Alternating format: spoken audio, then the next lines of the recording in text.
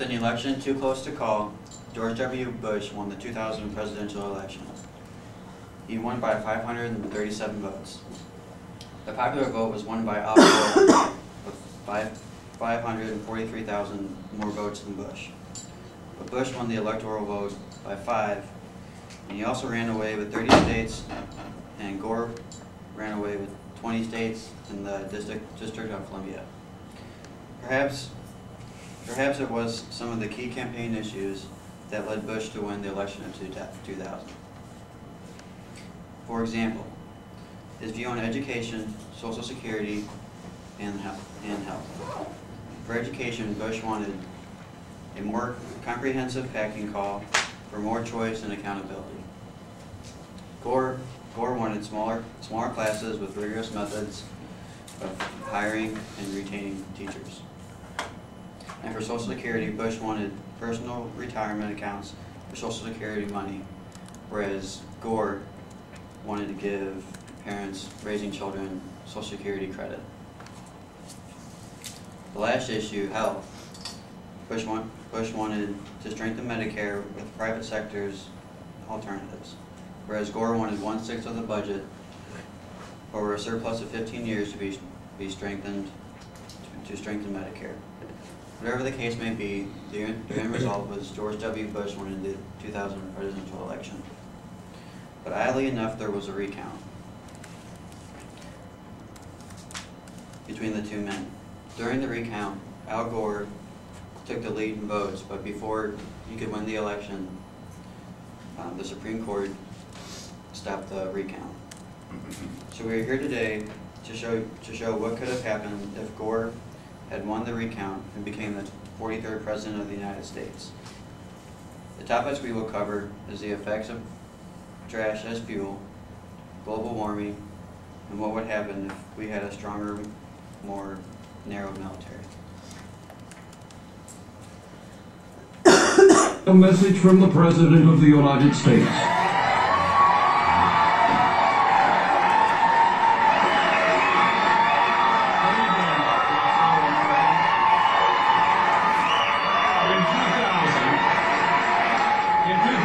When you overwhelmingly made the decision to elect me as your 43rd president, I knew the road ahead would be difficult. We have accomplished so much, yet challenges lie ahead. In the last 6 years, we have been able to stop global warming. No one could have predicted the negative results of this. Glaciers that once were melting are now on the attack. As you know, these renegade glaciers have already captured parts of upper Michigan and northern Maine, but I assure you, we will not let the glaciers win. Right now, in the second week of May 2006, we are facing perhaps the worst gas crisis in history. We have way too much gas. Gas is down to 19 cents a gallon, and the oil companies are hurting. I know that I am partly to blame by insisting that cars run on trash. I am therefore proposing a federal bailout to our oil companies because, hey, if it were the other way around, you know the oil companies would help us.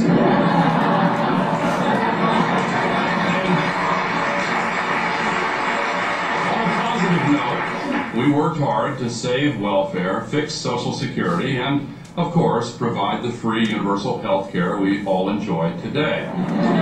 But all this came at a high cost.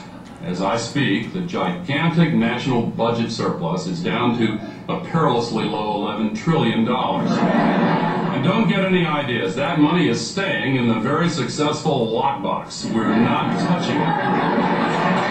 Of course, we could give economic aid to China or lend money to the Saudis again.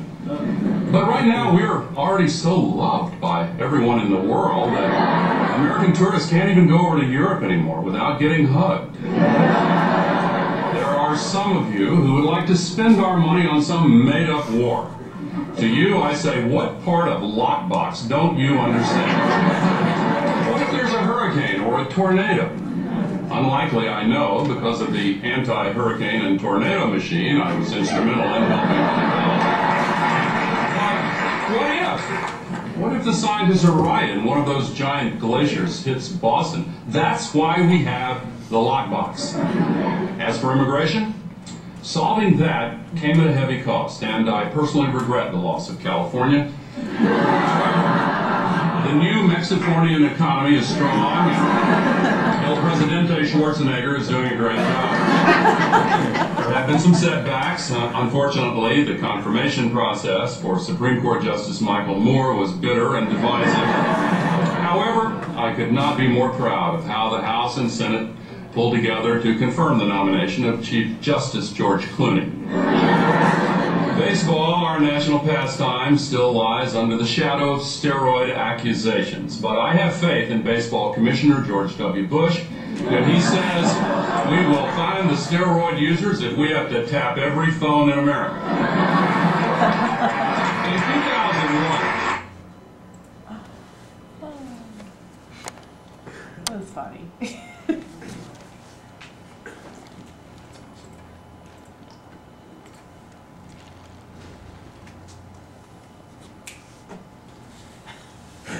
If we had Gore's Bush, we would have a better trained military, be a built down military to smaller, but it would be more effective.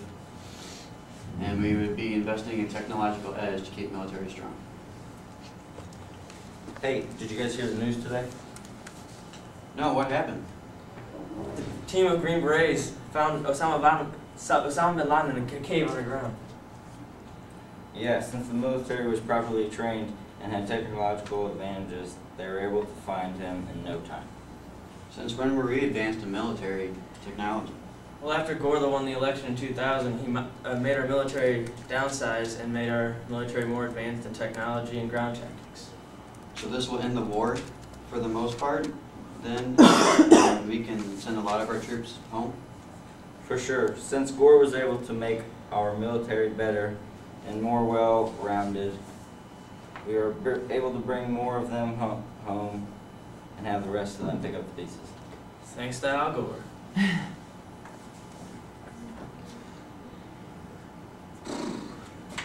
Trash for gas. Gore's trash for gas idea would have definitely dropped gas prices. It would have taken care of a lot of unwanted trash, and it would obviously help improve global warming because there's not all the unwanted trash on the ground. That's it here.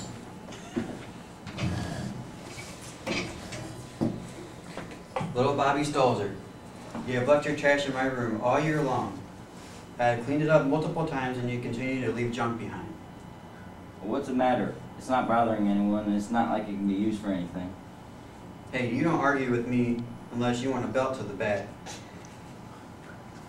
Now, take the bag of trash out to the dumpster.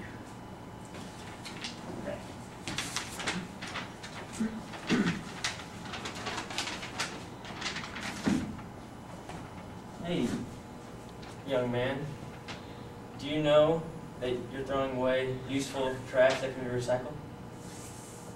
Yeah, my teacher is making me. She says it's useless junk. Well, that's not entirely true. You know, ever since Gore was elected, he's been using trash to help our fuel economy. That's all I got. That's all he's got. And that's it for that one. It's not working. Never mind. Global warming. With global warming decreasing, it would help keep the world's water levels down, so it wouldn't flood most areas. But also keep the glaciers. Same thing. What you read the same thing twice. Keep the glaciers from melting and make them.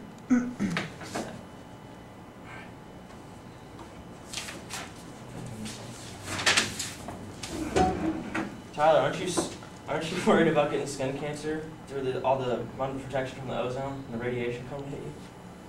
Whoa, whoa, whoa. Ever since Gore was elected, the greenhouse gases have went down. So global warming is on the downfall. What about the ice caps melting? Recent studies have shown that ice caps are coming back. And don't even ask me about the ozone layer. That's coming back stronger than ever before. So I don't have to wear these long pants and this ridiculous sunscreen on my nose. Thanks to Al Gore, you're now protected from the sun's rays. We don't have to wear that sunscreen anymore.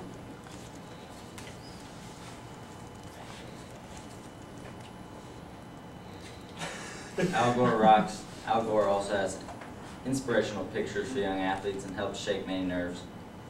That's it. All right.